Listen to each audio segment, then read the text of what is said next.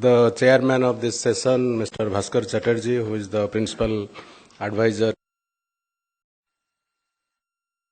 But for the financial sector problems now, we were hoping that it would cross double digit. And there is a acute realization now that this requires a lot of skill. When the country was growing at the Hindu rate of growth, which was 3.5% and even up to 6%, probably this need was not felt so much. People thought that with unskilled work and all things will go on. But with this rapid economic growth, which hopefully India should be able to sustain because of its demographic characteristic, China has been able to sustain double-digit growth for several years now. And we are better off than China as far as demographic characteristic is concerned. The age group in those who working age population is concerned. So it should be possible in future years. And this particular session on education and employability is also very apt. What are the basic concerns of education? It is to make sense of life and to develop potential, and so to define and pursue a purpose. This is what is mentioned in our National Curriculum Framework 2005 for the school education. And as we all know, education systems don't function in isolation. They are part of the society, and the education is for achieving this basic purpose. And what are the aims of education? Aims of education can be many, including non-educational aims also. But if you look at the educational aims, because if somebody is sending a child to school or college, besides education, sometimes for nothing else to do also people send their children to school or college. But if you look at the real educational aims, again the National Curriculum Framework identifies a few specific issues. One is kind of commitment to the values of the society. Education develops this commitment to the values because we live in a society and we have to develop these values so that we can become a part of the society and we can take help of the society, we can contribute to the growth of the society. And these values may be values of democracy, equality, justice, freedom, secularism, dignity of labor, human rights, all these. Then to develop independence of thought and action, and to develop an attitude to learn, how to learn, and willingness to understand and create new ideas. So this is what is called constructivism in education, where an idea is reconstructed in every child's mind, and then the child looks at it from his or her perspective. And to have choices in life, to develop ability to work and to participate in economic processes and social changes around him or her, and then to develop a sense of aesthetics, appreciation of beauty and art forms. These are the aims of education which are defined in the National Curriculum Framework, and one of them, as you would have noticed, is to develop ability to work and to participate in economic processes of the society. So that's why, whereas there are some general aims of education, one of them is also to look how to participate in the economic activities of the society in the future. And keeping this in mind, we have to look at what is employability. Again, we have to distinguish between employment and employability.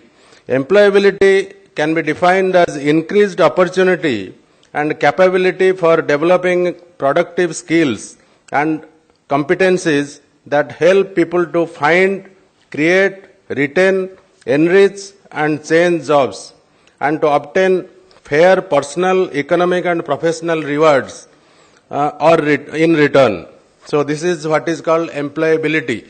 This is the ability to find employment, which is and it's not actual employment. So one of the aims of education is to make the students employable in future. and the emerging challenge of providing skills for sustainable livelihood to a large heterogeneous group of people in educational institutions, that is one of the challenges that India faces. And particularly in this era of globalized economy where, knowledge is becoming important, so skill is becoming very, very important.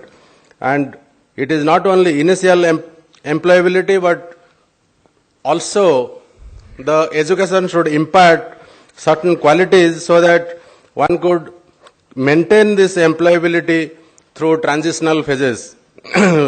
Because when the structure of the economy changes, many jobs become redundant, many new jobs come into the economy, and the same people have to be retrained, so it's unlearning and learning again for new things. This is what is employability. And with this in view, the National Skill Development Mission has been set up and the National Council for Skill Development is in operation now under the chairmanship of the Prime Minister. As far as education is concerned, we distinguish between two types of vocational education and vocational training, what is called VET in general, vocational education and training.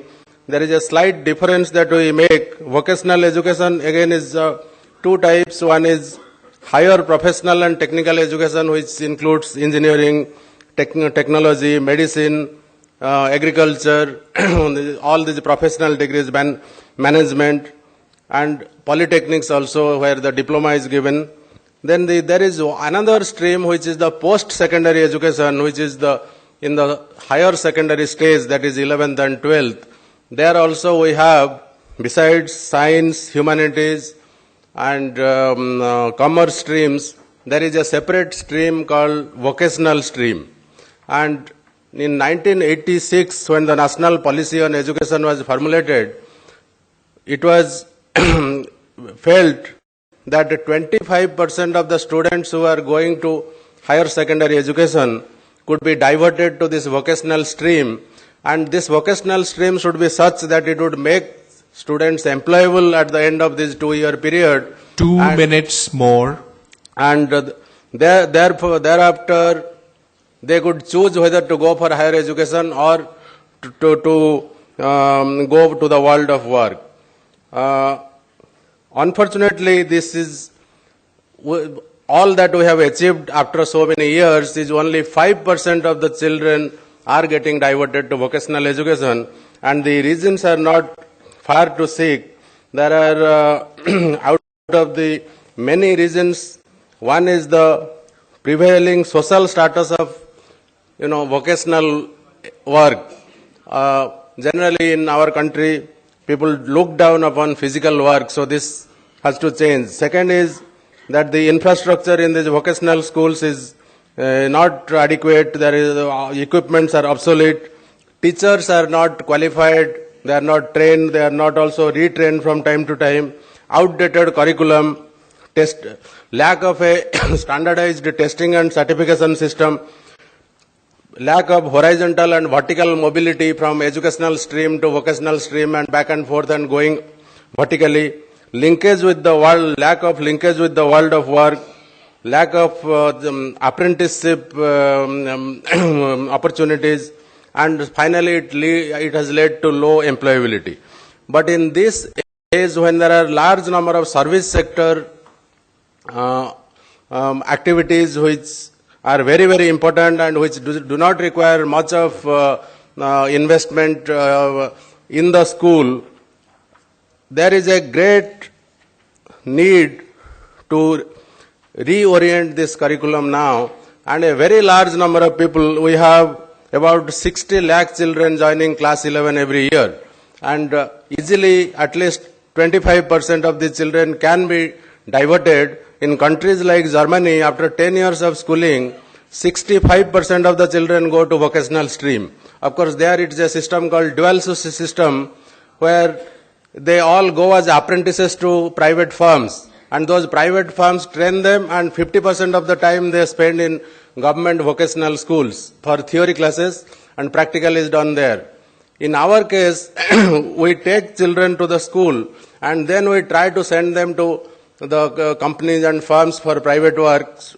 So this has to be tied up well. And besides that, work-oriented education right from pre-primary education up to the high school, where along with general education, the children have to be taught the dignity of work. That has also been integrated into the national curriculum framework, so that children get a feel that physical work is not bad. And then the role of ICT in developing this kind of curriculum and structure. And 0 minutes more. I'll just finish. So we are in the process of developing, reformulating this higher secondary stage vocational stream, so that not only a separate vocational stream would operate, but it will also be along with the general education, so that the people have more choices to take when they go for higher education or for